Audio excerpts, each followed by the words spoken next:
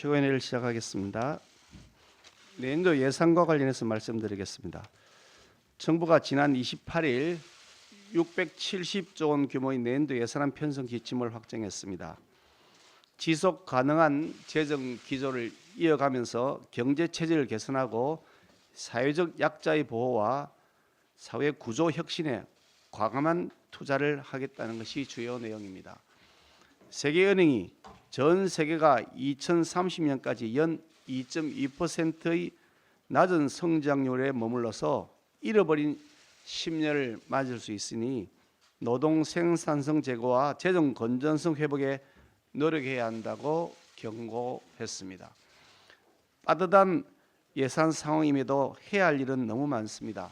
반도체 산업과 4차 산업혁명에 따른 투자, 취약계층을 위한 복지 강화와 저출산 대책, 북한의 도발에 대비한 국방 강화 등의 재정을 우선 투입해야 합니다.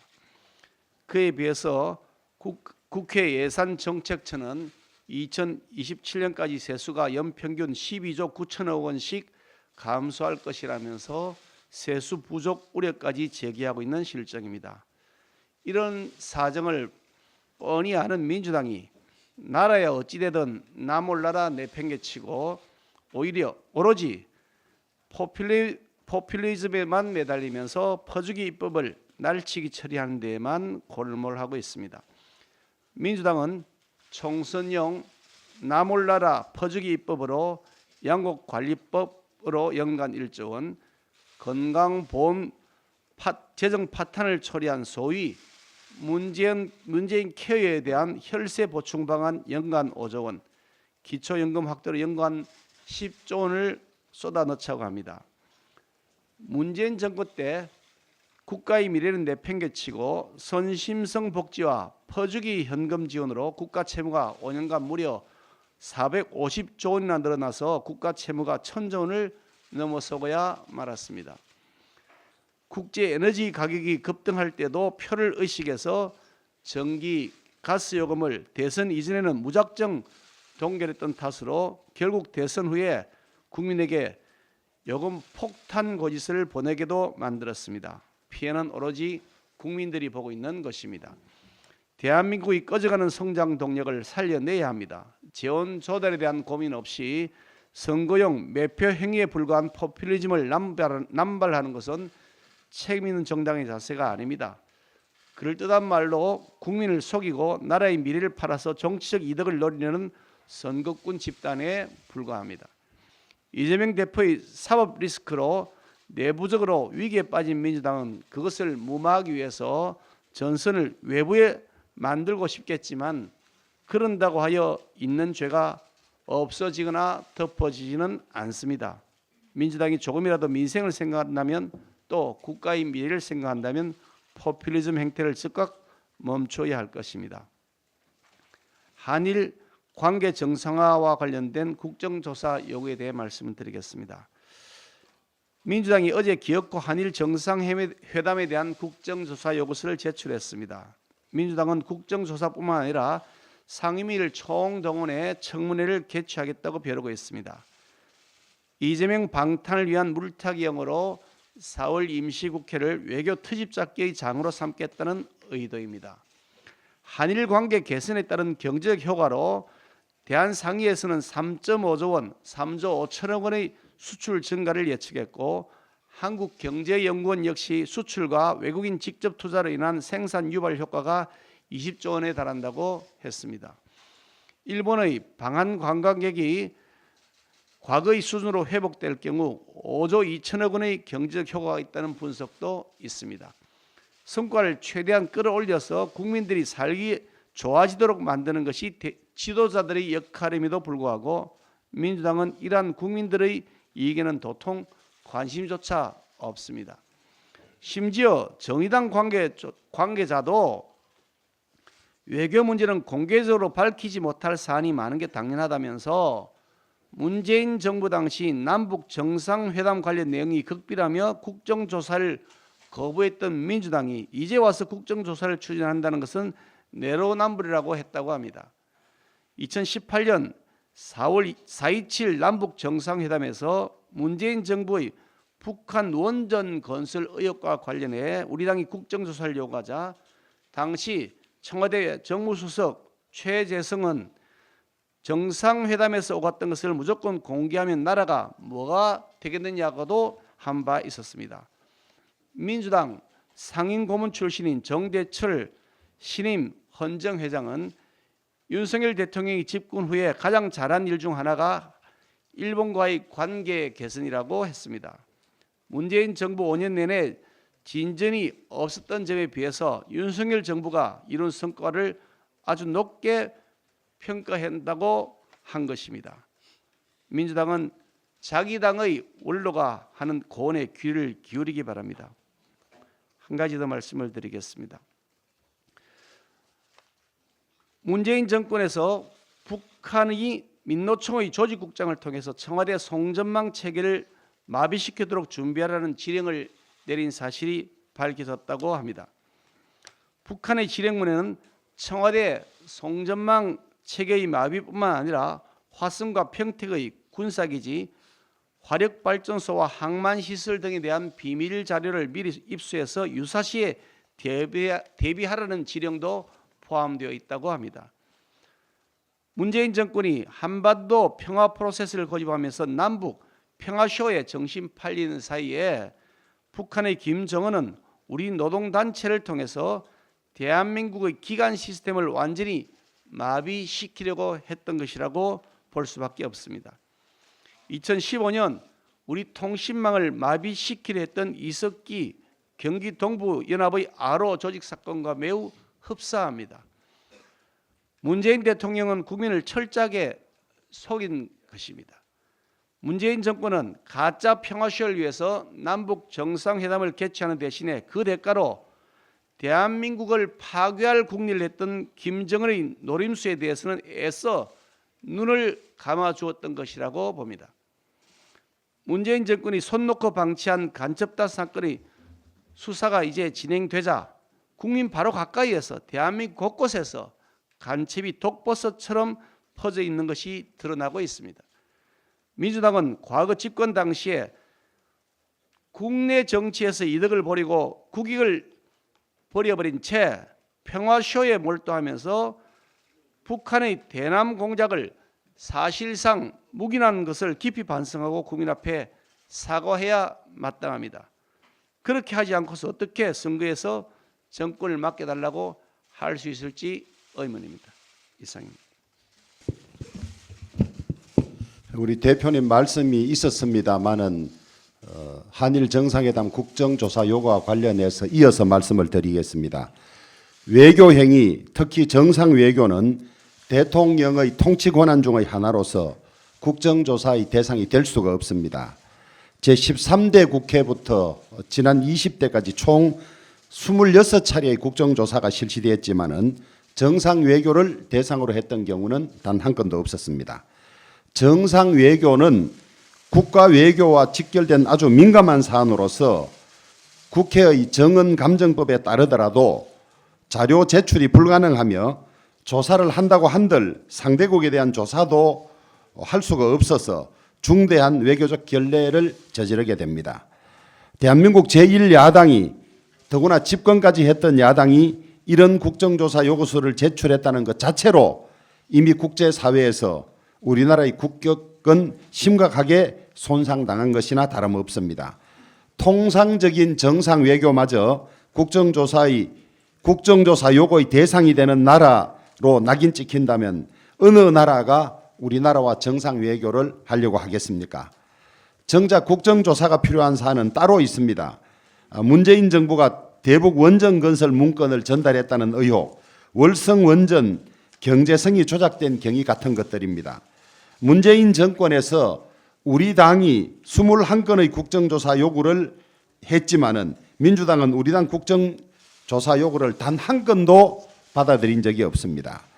민주당의 국정조사 요구서 제출은 대통령실의 공식적인 부인에도 불구하고 한일 정상회담에서 독도 영유권 문제가 논의되었다는 일부 일본 언론의 보도에 근거하고 있습니다. 일본을 그렇게 싫어하고 죽창가를 부르면서 일본 언론의 근거 없는 보도 하나는 왜 이렇게 맹신하는지 모르겠습니다. 민주당이 한일 정상회담에 대한 국정조사를 끝내 우긴다면 문재인 정부가 했던 지금도 베일에 쌓여 있는 김정은과의 남북 정상회담부터 국정조사를 해야 하지 않겠습니까? 민주당이 헌법에 부여된 대통령의 대법원장 임명권마저 제한해서 대법원과 사법부를 영구히 자신들의 영향력 하에 두려는 시도를 하고 있습니다. 지난 27일 민주당 최기상 의원이 대법원장 후보 추천위 설치를 골자로 하는 법원조직법 개정안을 대표 발의했고 여기에 민주당 지도부를 포함해서 44명의 민주당 의원들이 동참을 했습니다. 이 개정안은 국회 동의를 통해서 대통령이 임명하는 대법원장을 11명으로 구성된 대법원장 추천위를 거쳐서 뽑도록 하고 추천위에서 법무부 장관은 제외하도록 이렇게 하고 있습니다. 이 법이 통과된다면 추천위원 11명 중에서 7명을 김명수 대법원장이 추천한 사람들로 구성되게 됩니다. 이것은 사실상 대통령의 헌법상 대법원장 임명권을 민주당이 빼앗아서 좌파가 대법원을 비롯한 법원 주요직을 영원히 장악하겠다는 것과 다름없습니다. 하지만 이 법안은 위헌입니다. 헌법 104조는 대법원장은 국회의 동의를 얻어서 대통령이 임명한다고 되어 있고 여기에 어떤 제한도 부과되어 있지 않습니다. 헌법이 규정하는 대법원장 임명권을 부정하고 그 임명권을 추천위에 주자는 민주당은 걸핏하면 선출된 권력 운운하면서 법치주의를 파괴하더니 이제 국민의 주권을 위임받을 자격이 전혀 없는 추천위에 민주주의 핵심 기능을 부여하면서 사법 시스템을 깨려고 합니다. 방송법을 통해서 언론을 영구 장악하려고 하더니 이제는 사법부마저도 영구 장악하려고 합니다. 자신들이 집권 시에는 여당을 강조하면서 여당에게 주어진 여러 가지 권한을 누리다가 이제 야당이 되자 모든 것을 야당으로 가져가서 누리려고 합니다. 표리부동이자 그때그때 달라요의 전형이 아닐 수 없습니다. 내년 총선에서 국민들의 엄중한 심판이 있을 것입니다.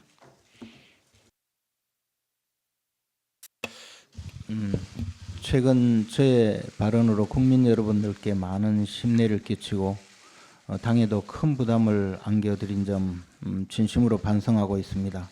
앞으로 더 이상 이런 일이 없도록 자중하겠습니다.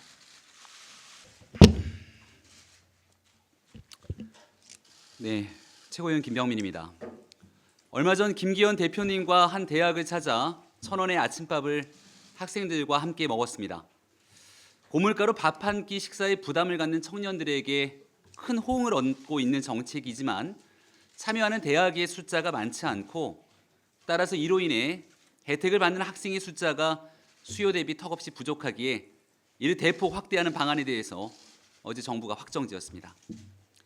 현장의 목소리를 두루 살피고 작지만 피부에 와닿을 수 있는 정책으로 국민 삶의 변화를 주는 일, 여당과 정부가 손발 맞추어 빠른 시간 내에 문제를 해결한 좋은 사례라고 생각합니다.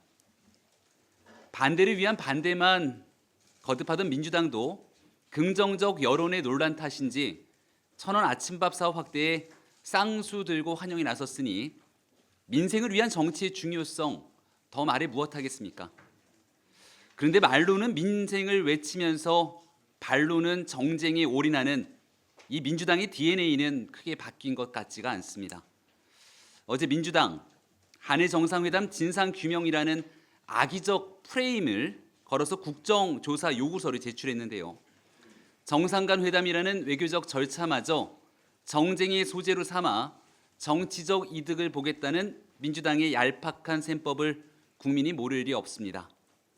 민주당 주장대로 국정조사를 추진해야 한다면 지금 당장 해야 할 국정조사는 대한민국 안보에 치명적 위협을 남긴 지난 정권의 남북 정상회담이 그 대상이 되어야 되는 것 아닙니까? 그런데 당시 민주당과 문재인 정부는 정상회담에서 오갔던 것을 무조건 공개하면 나라가 뭐가 되겠느냐며 국정조사 요구를 거부했죠. 한일 회담 관련 국정조사를 요구한 민주당이 묻습니다. 윤석열 정부 공격하고 끌어내리기 위해서라면 나라가 뭐가 되든지 말든지 상관없다는 것입니까? 국정조사도 실력이 있어야 의미 있는 결과를 만들어낼 수 있습니다. 때만 되면 고장난 레코드판처럼 국정조사를 외쳐왔지만 실제 기회가 주어져도 국민 눈높이에 맞는 그 결과물을 민주당이 언제 한 번이라도 내어놓은 적이 있습니까? 더불어민주당이 국정조사 만능주의에서 벗어나 민생을 위한 길로 돌아오기를 바랍니다. 윤석열 대통령이 비상경제민생회의에서 내수 활성화의 핵심으로 관광을 꼽으면서 국내 관광 활성화를 주문했습니다. 사회적 거리 두기가 해제됐고 코로나19 팬데믹 이전으로 일상이 복귀하고 있는 만큼 내수도 활력을 되찾아야 합니다. 무엇보다 관광 규제의 대못을 뽑아야 합니다. 가령 관광객을 끌 수 있는 케이블카는 엄격한 규제 탓에 설치하기가 어렵습니다.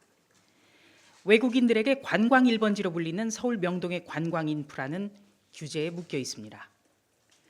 여당은 국회에서 낡은 규제의 대못을 뽑겠습니다. 모든 부처는 구체적인 방안을 마련해 주십시오. 4월 1일부터 10월 30일까지 진행되는 순천만 국가정원 박람회가 내일 개막식을 합니다. 순천시가 국내 최초로 국제정원 박람회를 선보인 이후 10년 만에 두 번째로 열리는 국제 공인 박람회입니다. 코로나19 팬데믹 이후 최장기 축제입니다. 10년 전 국내에선 생소했던 정원 박람회를 성공적으로 개최하면서 순천은 생태가 경제를 견인하고 있습니다. 매년 500만 명의 관광객이 찾고 있고 소상공인 매출은 크게 늘었으며 지방 소멸이라는 말이 무색하게 인구가 증가해 호남 3대 도시로 거듭났습니다. 이번 순천만 국가정원 박람회가 지역 경제 활성화의 좋은 모델이 될 수 있도록 여당으로서 지원을 아끼지 않겠습니다. 최근 웅급수술병원을 못 찾아 119 구급차에서 장시간 전전긍긍하거나 지어 사망하고 의사들이 개인 단톡방에서 병원을 수소문하는 현상이 급증하고 있다고 합니다. 결코 길다고 할 수 없는 시간 1분, 하지만 응급 환자라면 삶과 죽음이 뒤바뀔 수 있는 시간입니다. 오늘 아침 어느 한 신문 기사에 의하면 119 구급차에 실려 10여 개의 병원에 알아봤지만 결국 받겠다는 병원이 없어서 10대의 한 중학생은 228분, 30대의 한 청년은 378분이라는 장시간을 구급차에서 전전긍긍했다고 합니다. 최근 대구에서는 중상을 입은 청년이 119 구급차로 긴급 이송 중 2시간 동안 병원 7곳을 돌았지만은 받겠다는 병원이 없어 결국 치료를 받지 못해 사망했다고 합니다. 전문의와 병상이 없어 야기되는 응급의료체계 문제 대책 마련이 시급합니다. 문재인 정권은 지난 5년간 필수 의료 분야를 약화시키고 건보 재정 바탕을 촉진시켰습니다. 현재 윤석열 정부가 필수 의료 기본 계획과 응급 의료 시스템 개선을 위해 계속 노력하고 있지만 위급한 환자가 병상을 찾아 뺑뺑 도는 일이 없도록 응급 의료 체계 전반을 철저히 재점검하고 대책을 마련해 나갈 것입니다. 그리고 민주당이 대법원장 임명까지 좌우지에 이재명 방탄에 올인하고 있습니다. 대법원장은 헌법상 대통령이 국회의 동의를 얻어 임명하도록 되어 있습니다. 그런데 최근 민주당은 새 대법원장 후보를 대법원장 후보 추천위원회에서 정하도록 하는 법안을 발의했습니다. 대통령이 대법원장을 임명하기 전에 대법원에 대법원장 후보 추천위원회를 신설해 후보자를 추천하겠다는 것인데 이것은 김명수 대법원장 임기 종료를 6개월을 앞둔 현 상황에서 윤석열 대통령이 새로운 대법원장을 임명하는 것을 사전에 제안하겠다는 말입니다. 민주당은 실제 행정부에서 제기해온 체포동의안을 입법부에서 부결시켰고 이제는 사법부 수장을 제 마음대로 세워 재판까지도 좌우지하려고 하고 있습니다. 다수석을 앞세운 폭거로 오로지 이재명 방탄의 총력을 기울이고 있는 민주당에는 민생도 민주도 없습니다. 민주당은 반헌법적 행태를 이젠 제발 멈추고 제정신을 차리고 본연의 자세로 돌아가길 바랍니다. 민주당이 대통령의 대법원장 임명권을 박탈하는 법안을 발의했습니다. 명백한 대선 불복이고 내로남불의 극치입니다. 김명수 대법원장으로 사법 시스템을 붕괴시키더니 이제 와서 대법원장 임명권을 박탈하겠다. 결국 대법원도 헌법재판소도 민우국, 민변과 우리법연구회, 국제인권법연구회의 손아귀에 넘겨주겠다는 발상일 따름입니다.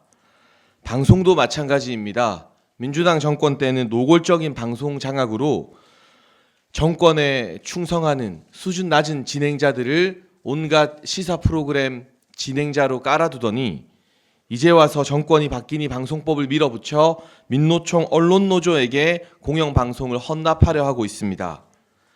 그렇게 좋은 제도면 민주당 정부 때는, 문재인 정권 때는 왜 추진하지 않은 것입니까? 양곡법도 검수완박도 본질은 다르지 않습니다. 문재인 정권에서는 대체 뭐 하다가 이제 와서 막무가내로 밀어붙이는지 국민들이 묻고 있습니다. 또 하나, 민주당 정권 때는 지방 균형 발전을 강조했습니다. 그러나 이제 정권이 바뀌니 윤석열 대통령의 주요 공약인 산업은행 부산 이전을 민주당이 반대하며 발목을 잡고 있습니다. 염치가 없어도 적당히 없어야 합니다. 이토록 노골적인 대선 불복과 발목 잡기는 민주화 이후 최초입니다. 아무리 다수 의석을 바탕으로 입법 독재를 한다고 하여도 우리 국민들은 지난 대선과 지선에서 윤석열 정부를, 국민의힘을 선택했다는 사실을 민주당이 결코 잊어서는 안 될 것입니다. 28일 대통령이 직접 주재한 저출산 고령사회위원회 회의에서 윤석열 정부의 저출산 고령사회 대응 정책이 발표되었습니다. 저출산 고령사회 위원장인 대통령이 직접 나서 회의를 주재한 것은 2015년 이후 7년 만의 일입니다. 이번에 발표된 윤석열 정부 저출산 정책의 핵심은 선택과 집중입니다. 기존 대책들이 실제 아이를 낳고 키우는 정책 수요자들에게 실질적인 도움이 되었는지 과학적 근거를 바탕으로 점검하고 실효성이 높은 정책들을 중심으로 집중 투자할 계획입니다. 윤석열 정부는 돌봄과 교육, 유연 근무와 육아휴직의 정착, 주거 안정, 양육비 부담의 완화, 난임 부부 지원 확대와 같이 아이를 낳고 키울 수 있는 지원을 빈틈없이 해나갈 것입니다.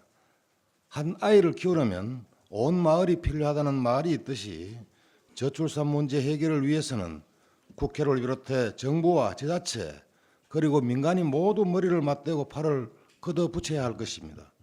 국민의힘과 정부는 말로만 떠드는 저출산 대책이 아니라 실제 정책 수요자는 우리 부모님들께서 체감할 수 있는 저출산 대책을 만들어 가겠습니다.